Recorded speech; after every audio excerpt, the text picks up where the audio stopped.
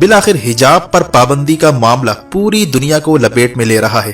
India میں مسلمانوں پر حجاب کی پابندی بی جے پی کی نیا ڈبونے جا رہی ہے۔ بھارتی انتہا پسند ہندوتوا جماعت بی جے پی پر بین لگانے کی مہم عرب ورلڈ میں زور پکڑتی جا رہی ہے۔ اس معاملے میں ایک عرب ملک کویت بازی لے گیا ہے۔ کویت کی عوام سڑکوں پر نکل رہی ہے۔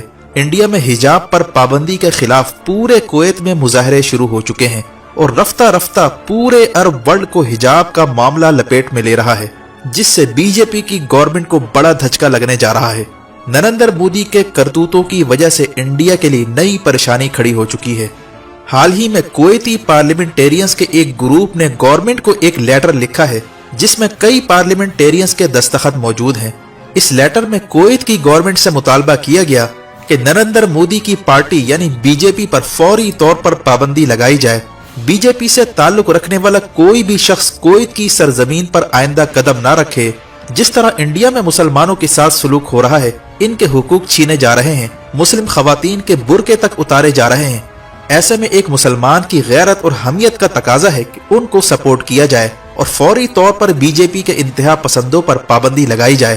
اگر اس سے بھی کام نہیں بنتا تو انڈیا کا اکنامیکلی بائیکاٹ کیا جائے، ان کے ساتھ تمام ریلیشن ختم کیے جائیں اور بی جے پی اور آر ایس ایس کے سپورٹرز کو چن چن کر گرفتار کر کے انہیں کویت سے نکالا جائے۔ یہ وہ صورتحال ہے جو انڈیا کے لیے اب درد سر بن چکی ہے۔ انڈیا کا خیال تھا کہ کرناٹکا میں جو مسلم لڑکیوں کو حجاب پہننے سے روکا گیا تھا، یہ معاملہ صرف انڈیا تک محدود رہے گا، لیکن مسکان خان نے جس طرح ہندوتوا کے سامنے نعرہ تکبیر بلند کیا، اس کی بازگشت دنیا بھر میں سنائی دینے لگی ہے اور اب کویت میں ہندوتوا کے خلاف تحریک شروع ہو چکی ہے اور پورے عرب ورلڈ کو کویت نے جگانا شروع کر دیا ہے۔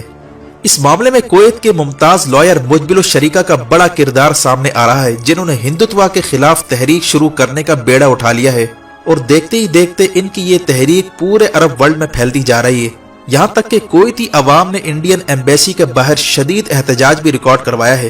کویت کی ایلیٹ سوسائٹی، جس میں ممتاز قانون دان اور سول سوسائٹی اور سیاست دان شامل ہیں، انہوں نے مین اسٹریم میڈیا پر انڈیا کے خلاف پریس کانفرنسز کرنا شروع کر دی ہیں۔ کویت نے مسلم امہ سے مطالبہ کیا ہے کہ یہ ہے وقت کھڑا ہونے کا اور کچھ کر گزرنے کا۔ انڈیا نے حجاب پر پابندی لگا کر مسلم خواتین کی عزت پر ہاتھ ڈالا ہے۔ یہ عزت اور غیرت کا معاملہ ہے۔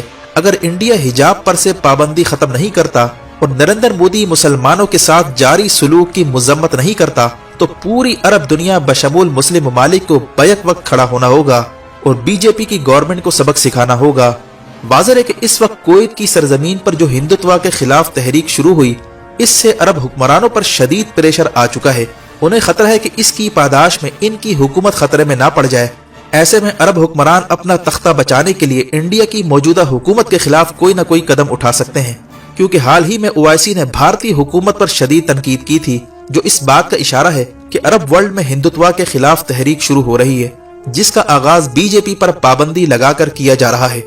آنے والے دنوں میں بی جے پی اور آر ایس ایس کے سپورٹرز کے خلاف گلف میں بڑا ایکشن ہونے جا رہا ہے، اسی لیے ہندوتوا کے ایوانوں میں کھلبلی پیدا ہو گئی ہے۔